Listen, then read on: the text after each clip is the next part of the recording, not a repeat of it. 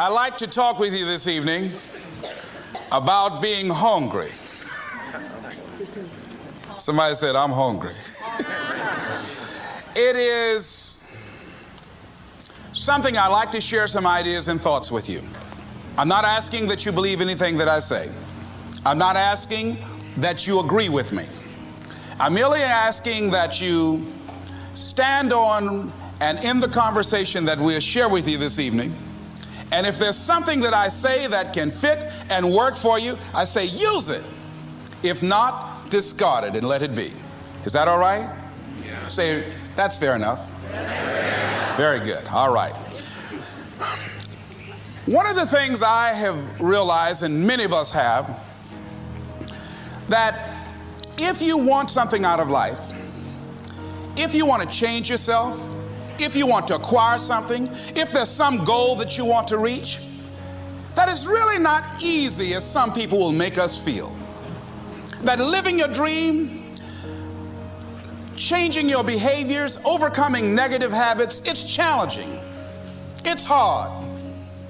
That living alone is just very difficult. And once we begin to come to grips with the fact that living is difficult, life is very challenging. I heard a song once by a guy named Dimples called, If It Ain't One Thing, It's Another. I say to you, if it ain't one thing, it's 12 others. Always something. You will never ever have a problem-free moment in life. Somebody said, and I like this, that you either in a problem or just left one or headed toward one. Anybody found that to be so? Raise your hand if you know what I'm talking about. I mean, there's always something. So how do we begin to nurture that hunger? What are the characteristics or the qualities of people that are hungry? What will it take for me to get some of the things that I want? And being hungry for those things. Number one, you've got to work on yourself. It's very important that you engage in an ongoing process to develop you. Spend more time on yourself than what you've been spending. It's very important. You owe that to yourself. I was reading a book by Og Mandino called The University of Success. Read one line, gave me a chill. I didn't have to read anything else in the book. He said, many of us never realize our greatness because we become sidetracked by secondary activity. We spread ourselves too thin, don't know how to say no. And we find ourselves doing all kinds of things and never ever have time to do those things that we need to do to work on ourselves. And then there goes a second, there goes another second, there goes another second, and we can't stop and hold time. And before you know it, you wake up one day and you're behind on your dreams and your bills.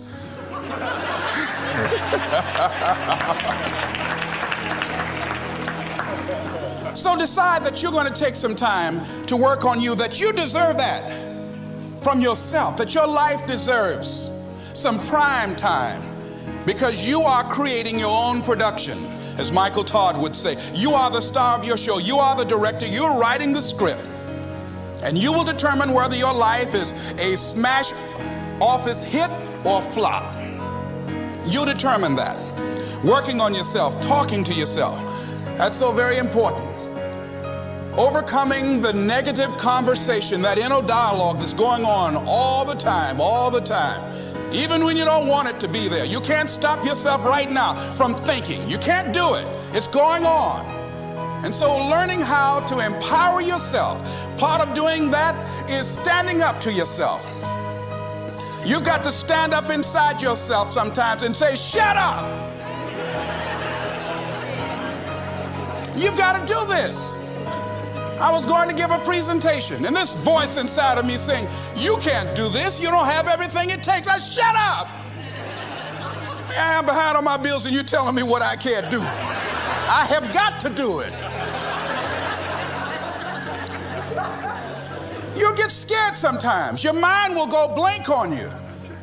Some people you will allow to unnerve you, and you wonder, what's wrong with me? I'm not crazy.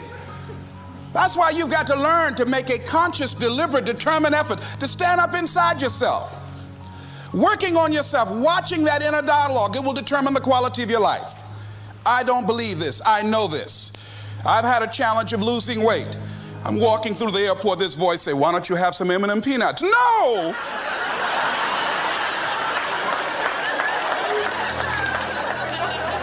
Well, just one. Then after you eat that, you might as well have a Snicker now, you sucker. I mean, it's challenging. My mother fixed the kind of sweet potato pie you can't eat with your shoes on. Have to take your shoes off so you can wiggle your toes. It sticks on my fingers. It says, eat it. One little bite won't hurt.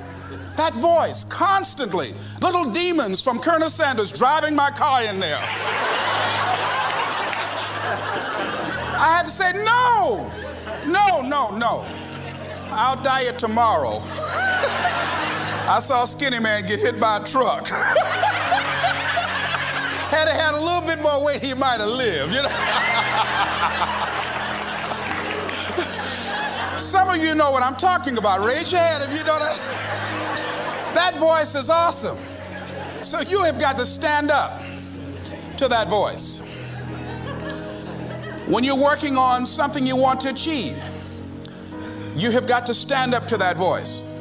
You've got to sell yourself every day on your abilities, on what you're doing, on the goal that you want to reach. You've got to sell yourself every day, every day, every day. According to your level of belief, it will manifest itself in what you're doing. Whatever we have right now, whatever we're demonstrating in our lives, is a result of what we believe subconsciously that we deserve. And part of increasing that belief level is that you have got to convince yourself every day. You've got to sell yourself. I do a lot of training for many corporations, and I conduct sales seminars, and I've heard all kind of guys doing techniques and training people techniques of how to close sales and how to work with and begin to control the sale and how to ask for the close. Let me share something with you. You can learn all the techniques in the world. If you don't believe in yourself, it won't happen for you. I learned all of it. So that's why I do a training called Focus on the Seller. You've got to focus on you.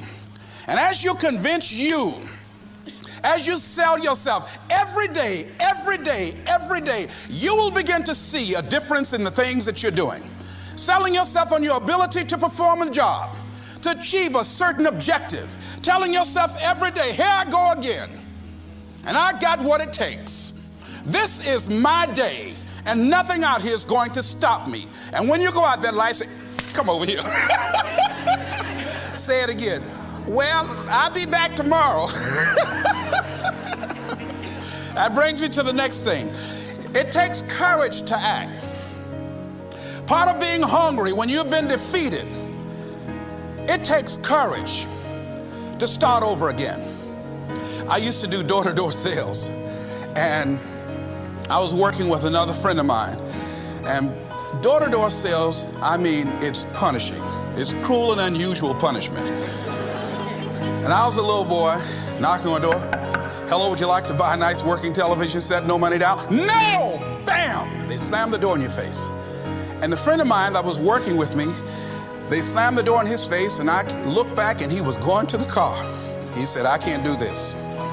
And he sat down in the car, and he said, you go ahead, I'll be here when you get back. Now, he had a mother and father to take care of him. My mother was ill. I am adopted. I was hungry. I had to go on. I learned something about myself. That when you step into your fears, somebody said, it was Winston Churchill, he said that courage is going from failure to failure without losing enthusiasm. When you step into your fears and continue to push yourself to go on, something happens for you. It will enable you to transcend yourself. I went to the next door. You like to buy a nice working television? No! Bam! Went to the next one. No! Bam! After a while, I no longer took it personal.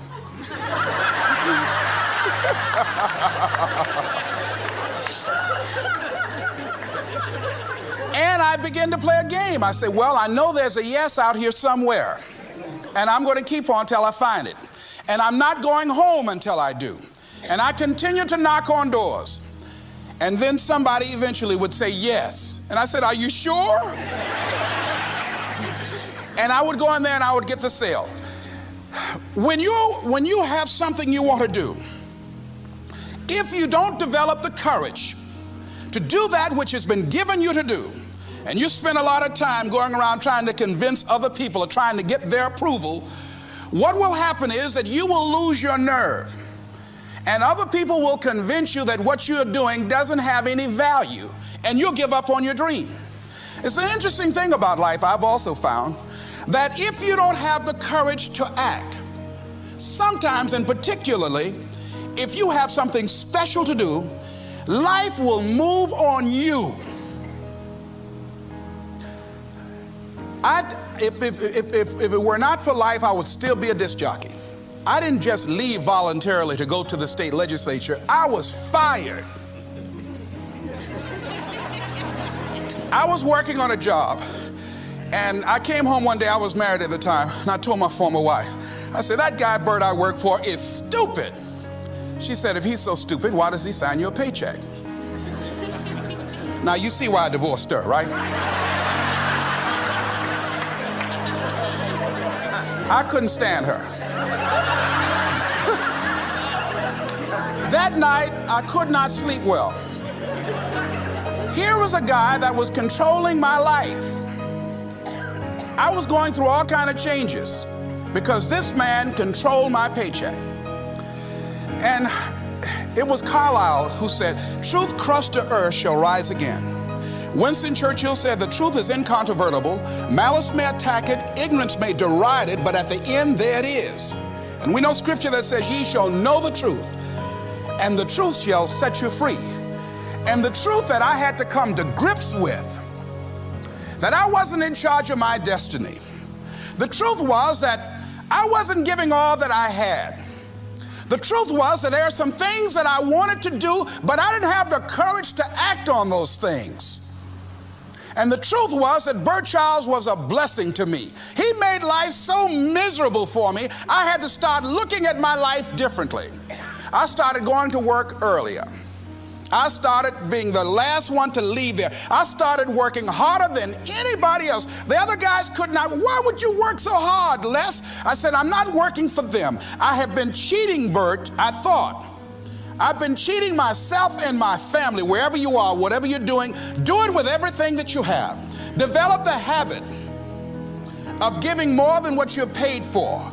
Develop the habit of setting standards that others will be measured by. Someone said, do not go where the path may lead, but go where there's no path and leave a trail. All right? It is easy to be negative today. It is easy to have low morale today. I was at a corporation and they're going through downsizing and going to lay off some 1,500 people over the next few weeks. It's very depressing there. And those people that stay there 9 times out of 10, they're just going to do just enough to keep from getting fired. Anybody can do that. But if you can begin to harness yourself and say that where I am, I'm going to do the best I can with what I got, because that is an expression of who I am. If you get into the habit of just being mediocre, it will become a part of your consciousness. If you get in the habit of giving less than what you have it within you to give, it will begin to reflect itself in your personality. It will begin to damage you psychologically. And you don't want to be a part of that kind of self-destructive behavior. And so you want to set some high standards for yourself. The next thing, part of what feeds that hunger, you've got to develop a sense of urgency. Aurelia said, stop living your life like you have 1,000 years to live. In life, you're either here today and you're gone today. If there's something that you want to do and you can't do it all at one time, do just a little bit of it. I like what Robert Schuller says. He said, by the yard it's hard, but inch by inch, anything is a cinch. Do just a little bit of it. A friend of mine, Bobby Kerr, used to be a roommate. Bobby wanted to go into the area of public relations. He loved working with the public. Young lady he wanted to marry named Clarice. Bobby was a great procrastinator. Pretty soon the job where Bobby worked, they transferred him to another location. He went out to celebrate with the people on that new job site. And Bobby suffered a massive heart attack and died. Bobby didn't drink and didn't smoke, was under 40, and he died. Ask your question. How much time do you have left? How much time do you have left? When you start thinking about that, we don't know. We don't know. Bobby took all the greatness and all of the talent and all of his abilities to his grave with him. One of the things he could have put in parentheses under his name, he didn't use all his stuff. And most of us do that. Most of us don't use the stuff that we have brought into the universe. And we want to make a conscious, deliberate, determined effort to start living life with a sense of urgency and using what we've got. Using ourselves up. Sharing what we brought into the universe to share. Because if we don't, nobody else will. Stop wasting valuable time, knowing that if we begin to live our lives as if each day were our last, our lives will take on a whole new meaning. They take on a whole new expression, valuing each moment that we are blessed with. The next thing that begins to nurture that hunger, honor yourself as your word. Don't give your word out lightly. When you throw your word out there and you don't honor it, it makes a statement about you. If you decide to maintain a sense of integrity with yourself, that if I speak it, I'm going to live it. It's who I am. And I'm going to be very cautious in how I give my word to others, and most of all with the commitments that I make to myself, because I want my life to reflect my words and honoring who I am and what I express. Another challenging area in terms of nurturing and developing that hunger in yourself is learning the art of becoming single-minded.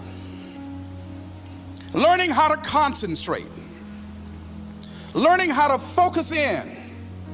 And you'll be surprised at the things that you're able to do. When you learn how to block things out, when you learn how to keep thine eyes single, you'll be surprised at the ideas that will come to you, of the people that you'll be able to attract, of the opportunities that you'll be able to see. You'll begin to see things that have been standing there looking you in the face saying, I can't believe this has been here all this time. Here's a habit that I do. Maybe it might be of some value to you. I get up in the morning and I start writing what great ideas that I can think of today that can improve me and that will enable me to reach my goal. And I just let my mind flow. Sometimes I write 15, 20 ideas. Some days it's more difficult than others. One idea can change your life. One idea can turn your life around. Deciding that you're going to focus to develop your skills. The guy was the new owner of a baseball team that was in the basement of the league when he took it over. He went to the pitcher and he said, what is your best throw? He said, well, I got a good curveball and I've got a good fastball. And he went on talking about his different throws. He said, but tell me this, what is your best throw? He thought for a moment. He said, I've got a good fastball. He said, that's all I want you to work on. Nothing else. Just develop your fastball. The next year, they went to the World Series. Most people don't know where their fastball is. Most people go through life never discovering what their talents are. Most people never develop their talents. They have skills and abilities, but if you don't nurture them, if you don't develop them, they will never serve you. Your gifts can take you many places if you develop your gifts. Most of us don't like to do those things that come easy to us. I've always loved to talk to people. I decided, taking this advice, to develop my skills as a speaker. And my gift has developed and it's taken me many places. You have something that you brought to the universe, and that if you decide that my life deserves my developing, this is what I do well, and becoming the best at it, and mastering myself, and seeing what I have within me. If you decide to drop your buckets where you are and develop your gifts, I grant you, you'll never ever be without. I grant you that your gifts will take you places that will literally amaze you. I grant you that if you begin to work to develop your gifts, you'll develop a strong sense of happiness. You'll get a larger vision of yourself, because part of beginning to get a larger vision of yourself, all of us need some area of our lives where we can have a feeling of competence. That people know when they think about this area, that's something you do. That you eat and sleep that, and that you do that, and people know it, and you know it, and you know that you know this. If you don't know anything else, you know this. Can you tell I know what I'm doing? Oh, hello. You know this. So you've got to work on it. When other folk are having a good time, you've got to have the strength of character to concentrate, to read, to digest information. If you decide in any particular area that you're concerned about, to make a conscious, deliberate, determined effort to read one book a month in that area, in 5 years, you'll be among the top 5% experts in the world. I read a minimum of 2 books a week. The average American reads only 1 book a year. If you decide that area that you love, that you are going to master that particular area, in this era of accelerated change, overwhelming complexity, and tremendous competition, as you begin to develop and expand your skills and your talents and your vision of yourself, you will always be in control of your destiny. The next thing is, whatever it is that you want to do, you want to do it massively. I have a friend who was telling me that his sales were down. I said, well, how many phone calls you make a day? He said, 25. I said, double them. Make 50 or 75 or 100. He said, oh man, that's just too much. I said, what do you mean too much? You behind on your bills? You're talking about too much? You know one way to get back on your feet real quick is to miss 2 car payments? You talking about you're tired? There's no competition out here. Decide that you're going to push yourself. Most people won't do that. Most people give up on themselves easily. You know the human spirit is powerful. There's nothing as powerful. It's hard to kill the human spirit. They asked Benjamin Disraeli, a man who became the head of a country at a time when Jews were not allowed out after 10 o'clock. They said, how did you do it? How do you achieve against such great odds? He said, nothing can resist the will of a people that will stake even their existence on the extent of their purpose for good. That when you have a made-up mind, when you decide that you want to do something, I was reading something the other day, he said, the power to hold on in spite of everything, the power to endure, this is the winner's quality. The hunger, the ability to face defeat again and again without giving up. This is a winner's quality. You have that quality within you. When you're hungry, you don't care about the facts. You don't care about the odds. Doug Williams played for the Washington Redskins, quarterback. John Elway of the Denver Broncos in the Super Bowl. Everybody was talking about Elway. After the Super Bowl, when Doug Williams made a historic passing game, they asked him, said, how were you able, in spite of all of the negative publicity saying that you couldn't win, how did you do it? He said, I ignored my critics. I just didn't pay any attention to them. I ignored myself because they kept on saying it so much. There were times I doubted whether or not I can do what I needed to do. There's a Doug Williams in everybody here. There's greatness in you. And you've got to learn how to tune out the critics outside and the critic inside. And since I'm going to do this, I'm going to harness my will. And I'm not going to let anything stop me. I deserve this. I'm going to do it until. And this friend, I told him, said, start increasing your calls. I said, I make 100 calls a day. I got a callus in my ear. My ear kind of dark, you can't see it, but it's there.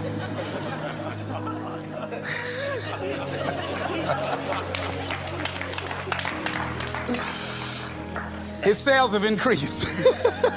He's working harder now. The other thing is that if you want something, you have got to be relentless. You've got to learn how to become resourceful. You've got to learn how to become creative. When crises strike in your life, and in the Chinese language, crises mean danger, but it also means opportunity.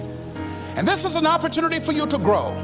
And you've got to be so relentless, regardless of what comes down the pike, that you're always looking for a way to get over, always looking for a way that you can break through, always looking for a way that you can win, always looking for a way that you can strike a telling blow. And pretty soon, I think there's some people watching us in the universe that say, wait, let's call a meeting over here. You know that guy Mustafa? Look at him down there. He won't stop. Just that fool don't know he can't get over. Look here. Why don't we do this? Let him go and let's mess with somebody else. Let him go on through.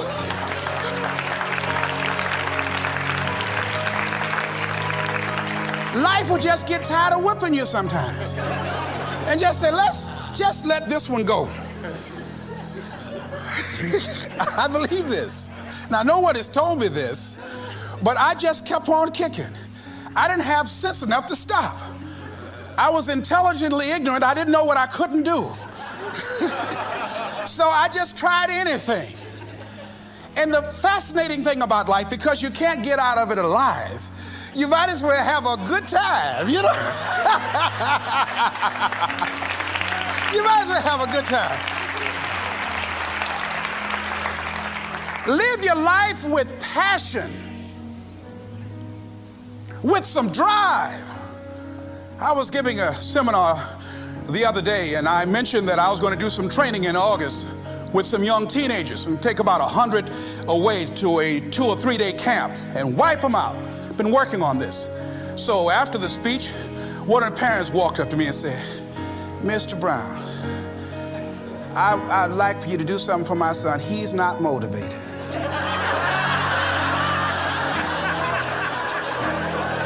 I said, I wonder why.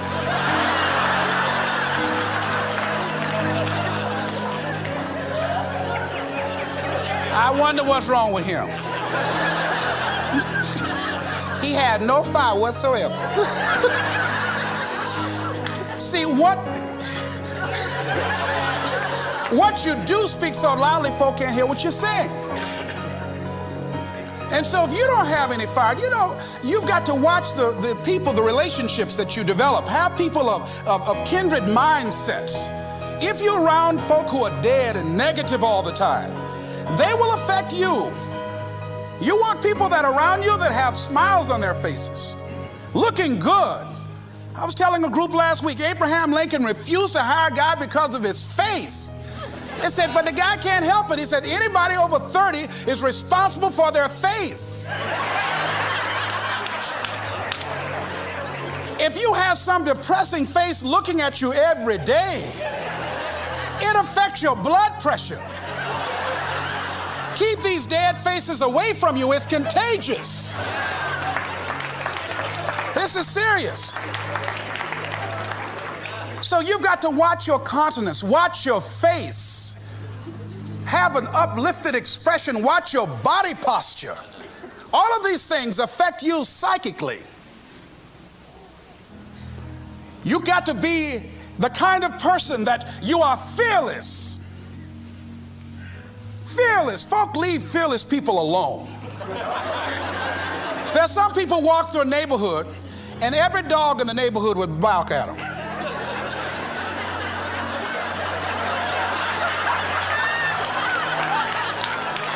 But there's some people come through and ain't nobody gonna mess with this.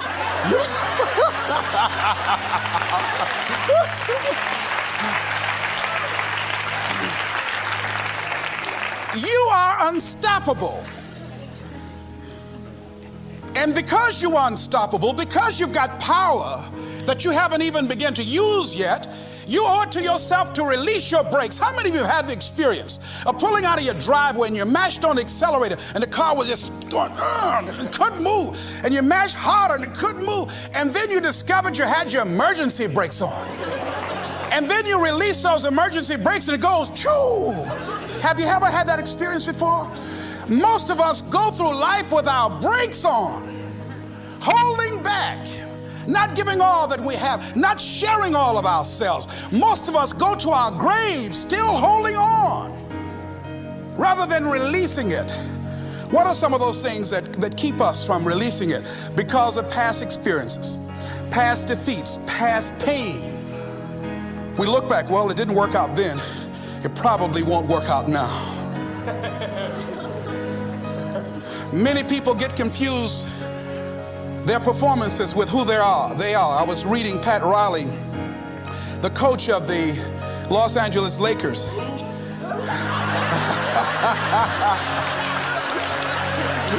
But you're going to like this quote here. After the Trailblazers had blown them out of the water, and I'm sure he said this last night, they asked him, how do you feel? He said, tonight we were exposed for what we are right now. You see? That if my speech tonight doesn't work, it doesn't mean that I'm a bad speaker. It means that what I did didn't work tonight. And I've got to separate what I do from who I am. And I've got another shot. See, the last chapter to your life has not been written yet, and it doesn't matter about what happened yesterday. It doesn't matter about the things that you've done that you feel guilty about. If you wouldn't do it today, you're convicting an innocent person. You've been reborn to a new state of consciousness. And as they say, if we knew better, we would do better. And so you begin to decide, I'm not going to be denied. I remember, and I was telling someone, and they asked me, would you repeat that again? I was interested in going into broadcasting. I'm adopted, and that was my key out. I wanted to make my mama proud of me. I was very much appreciative of what she's done for my brother and sister and I, and that was my way out. And I went over to a radio station, asked a guy and told him that I was interested in broadcasting. He looked at me in my straw hat and my overalls. He said, you have any broadcasting background? I said, no, sir, I don't. What do you do? I cut grass. Young ladies asked me what kind of work I do, and I was working on a garbage truck. I say, well, I'm a sanitary technician. He said, we don't have any job for you. I decided that was something I was going to do. I decided I'm unstoppable. I'm going to go up in here. I'm going to do this. I started going to the radio station every day, developing a relationship with the people that were doing what I wanted to do. And that's what I encourage you to do. Whatever area you want to go and find people that are doing it the way you want to do it and develop a relationship with them. When I decided to go in this area, I wrote letters to Dr. Norman Vincent Peale, to Zig Ziglar, to Dennis Waitley, all of the giants in this area. And I said, this is something I want to do. I've been following your career. Would you help me? Dr. Norman Vincent Peale answered my letter, did an article on me, wrote about me in the most recent book that he issued, and done many broadcasts about me. I'd wanted to develop a relationship and rapport with those people that were achieving those things that I wanted to achieve. By the same token, I would go to the radio station, and I developed a relationship with the guys. And they used me as an errand boy when they needed some food or someone to go pick up entertainers that came into town. Temptation singing My Girl, Jerry Butler singing For Your Precious Love, Sam Cooke singing Darling You Send Me. I would pick up the entertainers at the airport and driving around in the disc jockeys, big Cadillacs. They didn't have any driver's license, but I was acting like I had some.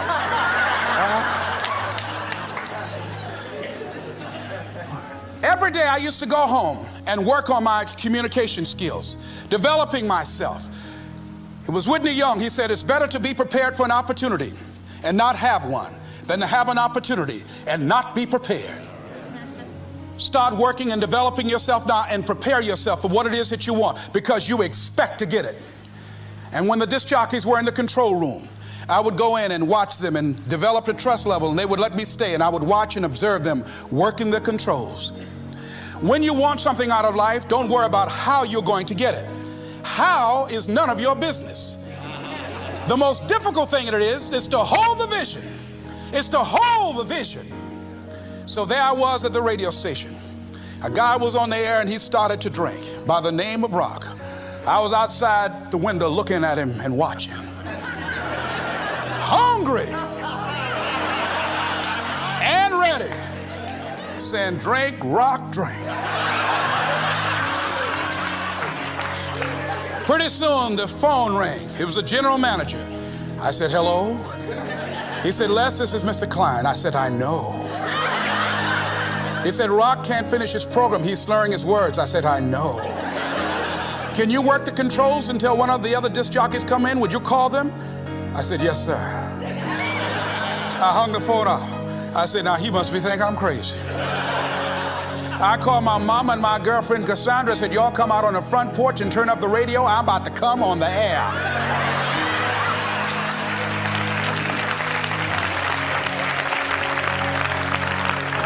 I waited about 15 minutes.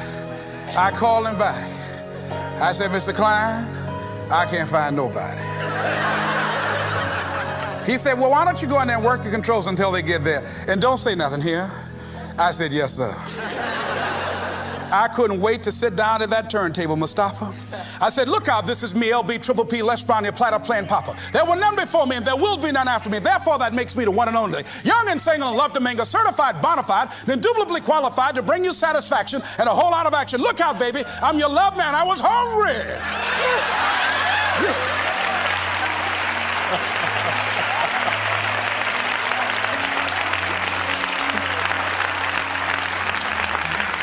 Shake somebody's hand on your right and left and say, you've got to be hungry.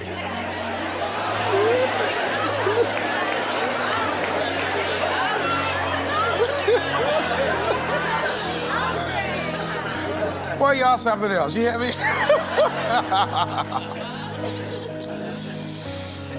You want to be persistent about what it is that you want to achieve. Alexander Graham Bell said, what this power is, I cannot say. All I know is that it exists, and it becomes available only when a man or a woman is in that state of mind in which he or she knows exactly what he or she wants and is fully determined not to quit until they find it. When our children are learning how to walk, how many times will your baby attempt to walk and fall and you just say, just sit down, don't try anymore, you've fallen 20 times. Just sit down somewhere, busting your lip and everything, getting in folks' way. When will a baby walk? It will walk when it walks. That's when it will walk. Les, when will you be known nationally as the motivator? I will be known when I'm known. That's when I'll be known. Don't get caught up in, well, I've tried it 4 or 5 times and things didn't work out. If there's something that you want and you're hungry for it, you've got to do whatever is necessary until. And when you give the best you can and that's not enough, you must do what is required. And don't give up on yourself. Don't throw the towel in so quickly. Many people give up on the 1-yard line, where if they have the determination just to keep on knocking. It's a funny thing about life. If you're home one day and someone is knocking on the door and you say, I don't want to be bothered today. And if that person just keep on knocking, say, can you believe that fool's still knocking? Pretty soon you say, what is it? What do you want? And that's how you've got to be about your dream.